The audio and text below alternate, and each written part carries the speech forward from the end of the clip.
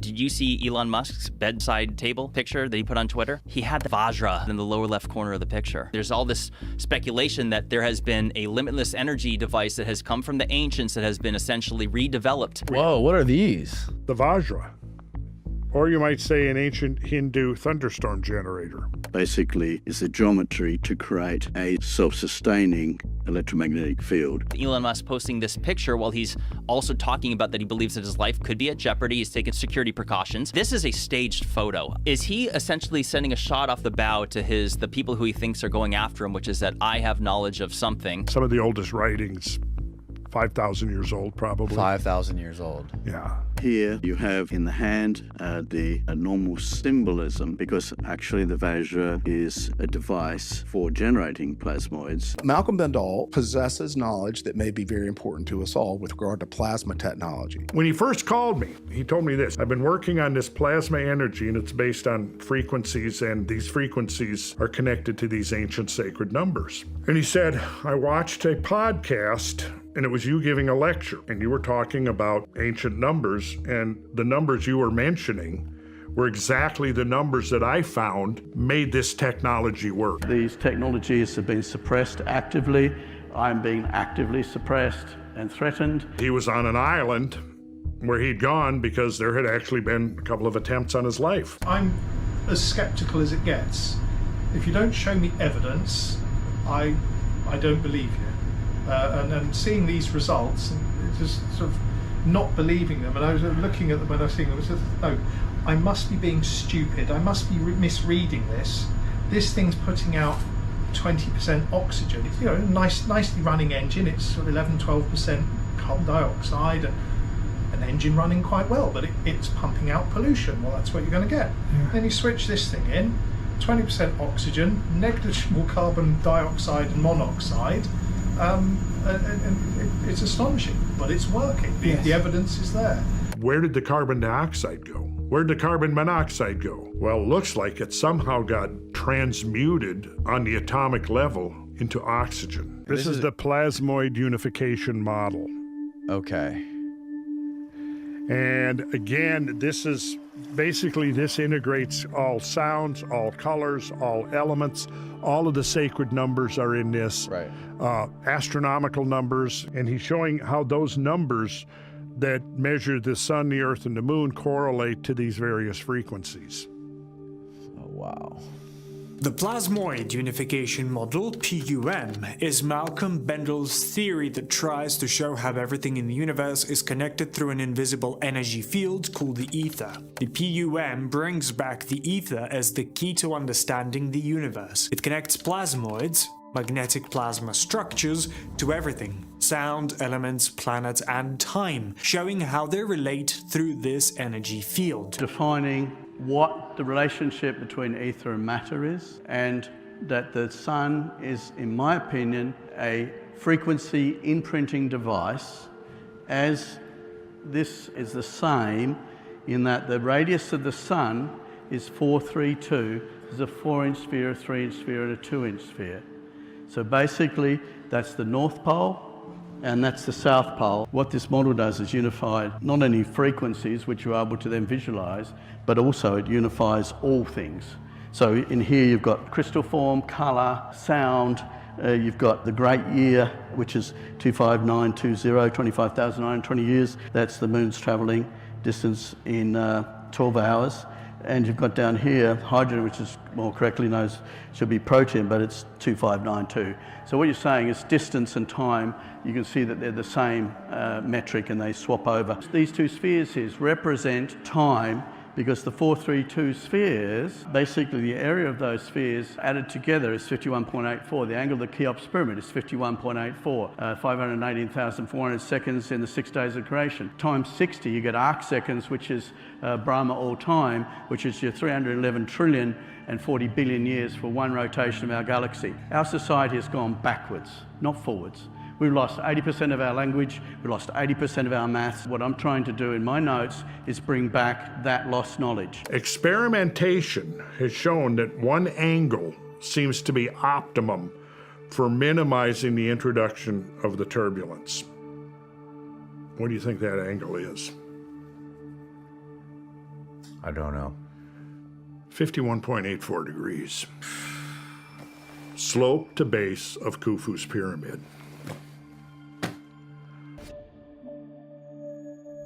So here's your basic diagram. Okay. Air inlet, your pre-ionization chamber, which is fed now into the plasmoid generator.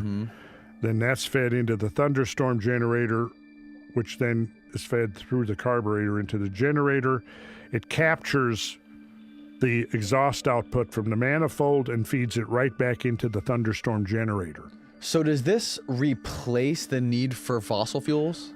You use fossil fuels only to get the initial temperatures to create the plasmas, and then once you've done that, it's self-perpetuating. What are the ultimate implications of this technology? It will massively increase the efficiency of Right. any engine or generator. And current Anything that combustion. runs on fossil fuels, the efficiency will be massively, and this is one of the things that's now been demonstrated repeatedly, it massively increases the efficiency. Like George Lush says, once we have cars that are retrofitted with this, the way he put it, he said, like, instead of cars, driving down the city streets, exhausting pollution, they'll be like mobile trees, because that's what trees do. They take in the carbon dioxide and they put out oxygen. So yeah, all of this is available for people to study. I would say be skeptical, but be open-minded and do your homework and decide for yourself. There's a whole set of ratios and proportions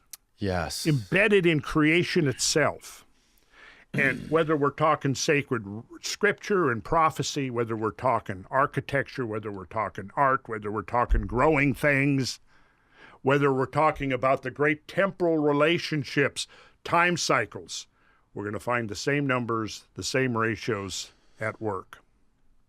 And then I show historic metrology, which is showing like the Egyptian Riemann, an Egyptian unit of linear measure analyzed by F.H. Griffith in 1892 and by William Flinders Petrie and A.E. Berriman, considered to be equal to 20 digits or 14.58 inches.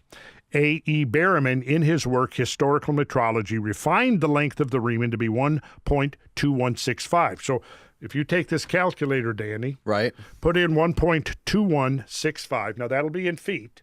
That's the length of the Riemann. So you can see that it's a little bit, now this is an ancient Egyptian unit of measurement. The Riemann. The Riemann. It's Okay. a little bit longer than our foot, right? Right.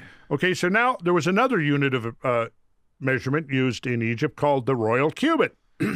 It was discovered by Isaac Newton in his analysis of the dimensions of the King's Chamber of the Great Pyramid based upon the Survey of Greaves in 1637, which, in fact, I'm sure you were well aware of. Also mentioned in the writings of Herodotus in his description of the city of Babylon. With slight variations, the accepted length of the royal cubit is taken as 1.72 feet or 20.6265. Put in 14.58 inches. Okay. Okay. Got it. Now divide by 20.6265 Okay. equals, what'd you get? 0.70685. Okay, so now do you see the 1 over x? Because we're going to flip the ratio. The 1 over x button. It should be It's a button. Got it. Let's see. 1 over X. third row. Yep, got second it. column. Hit that button. Okay. What'd you get? 1.414711934. Okay, 1.414 basically. Yes. Right. Now, right to the right of that button, you'll see x squared. Hit Got that it. button. What'd you get? 2.0014. So what you're looking at is the square root of 2. So what you just did, Danny, was you showed that the ratio of the royal cubit, the Riemann to the royal cubit, so the Egyptians knew this. If they drew a square, which was 1 Riemann on the side, and you drew its diagonal, the diagonal was the royal cubit. So that exercise we just went through, if you draw a square and it's 1 Riemann, which is, as it says here, say 14.58 inches, Okay. its diagonal is going to be the royal cubit. And that was the basis of their measuring system, was that dynamic relationship of a square and its diagonal. Now, the royal cubit was used, like I said, by Newton in his analysis of the King's Chamber. Of the King's Chamber. It's also the thickness of the socle. That's right. Yeah. Yeah. The pyramid sits on. Well, then, if we jump forward, the Palestinian cubit, the knowledge of the Palestinian cubit survives in the writings of Epiphanius, a bishop of Constantia in Cyprus, who wrote a treatise on weights and measures in AD 392. It conforms to the cubit of the altar, as mentioned in Ezekiel 43:13. That is, the cubit and the hand's breadth. The Palestinian cubit is generally taken as 25.284. Put 25.284 in your calculator, and I'll do the same here, 25.284. Got it. Now we're going to divide that by the Riemann, which is 14.58. And hit equals. Now hit your x squared key. 3. 3. So it's the square root of 3. So in other words, imagine this now. Now the Palestinian cubit is used roughly in Palestine area about 1,000 years after the royal cubit and Riemann are being used in Egypt. Picture now, you start with a Riemann, you draw a square. Take its diagonal, that gives you the royal cubit. Use that to get your root 2 rectangle and take its diagonal. That diagonal is now the Palestinian cubit. Got it. Got it? Got it. So now we've got the Roman pace, the origin of the Roman mile. Now, you know the mile comes from the pace, right? You know what a pace is? That's just like a human walking? A human walking. Now imagine if you're going to pace out, you've got a field and you want to know roughly how big it is. You don't have a measuring tape. You figure, oh, it's about an acre, but I'm going to pace it out. Yeah. Well, if it's in the old days and you're a surveyor or a builder, an architect, you're going to know pretty precisely the length of your pace, because that's a common way of determining land measure, is you pace things out initially. Mm-hmm. You know, we didn't have transits and builders, instruments back then. We used things like ropes and chains. And back then, what are we talking about back then? Anywhere before, from a few 150, 200 years ago. Okay. All the way back. Okay. Pacing something out. Okay. How many paces? Now, if you're pacing something out, you know that you're going to quickly learn that it's much easier if you are counting every other step than every step, right? You don't count left, right, you go right, right, right, and you count, say, every time your right foot hits the ground. Okay, now, if you do 1,000 of those, that was the origin of the mile. We've been using the mile for that long? Oh, mile goes back. You find the mile, think about this, 1,000 paces. So you had a Roman mile, which was 1,000 paces in Rome. Now think of the word mile and think of the word mill, which means 1,000. 1,000, that's right. Millennium, yeah. Yeah, like a millennium. A millimeter, 1,000th of a meter. Ah, okay. So that's the origin. The mile and the mill, it's 1,000. So the original meaning of the mile was 1,000 paces. Now, our mile, how many feet are in our mile? Farmers and builders and people like that who lived close to the land knew that our mile is 5,280 feet. Oh, okay. Now, if you divide 5,280 feet by 1,000, you'll get the length of the pace upon which our mile that we use today is based, right? So 5,280 feet, divide that by 1,000. That means that each pace was 5.28. 5.28. Very good. Right. Yes. 5.28 feet. If you had your notebook there in class, I would be getting you to write that down. 5.28. 5.28. Okay, you got it. 5.28. Now you look at the Roman pace here, and it's equal to 4.86 feet.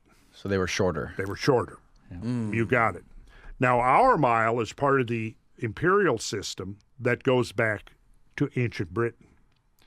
Now, I've looked at the surveys of Stonehenge, for example, and if you take the big outer ring of sarsen stone circles within a few inches, it's 105.6 feet in diameter, right? And if you look at the sarsen stone uprights, which are the big stones forming that outer circle, that ring, there are lintels on top. Mm-hmm. And those lintels are an average length of 10.56 feet. 10.56 times 10 is 105.6. Think about that. Okay, so if you were to draw a ring on the ground, a circular ring that's 105.6 feet in diameter, Stonehenge would fit within a few inches within that ring. Now, the fact that they were using a consistent unit of measure is verified or confirmed by the fact that the distance, if you go around that ring, Right. and there's 30 uprights, which are most of the surveys and studies assume that there was originally 30 of those uprights, and several of the lintels, the horizontal lintels that cap those uprights, are still in place. Their average length is 10.56 feet. So think 10.56 times 10 gives you that ring. Okay. Okay, got that? Got it. Now what's 105.6 times 100? 105.6 times 100. No, times 50, I'm sorry. 528. 5,280. Our mile. What the fuck? Yeah. So what does that suggest? It doesn't prove, but it suggests that the builders of Stonehenge were using a system of measurement from which we derive our mile. When do we think Stonehenge was built? Well, it's Neolithic. Yeah. I mean, you're talking like, I think it's, what, 5,000 BC or somewhere like that, maybe even earlier. Yeah. Yeah. It's old. At least Neolithic. I mean, At least Neolithic. Yeah. So at least 4,500 to 5,000 years ago. At least, if not older. Yeah. Okay. This suggests that our mile is that old. And they were using, if they had a mile of 5,280 feet, and you divide that by exactly 50, they now draw a ring on the ground, and that's the diameter of the Sarsen stone circle at Stonehenge.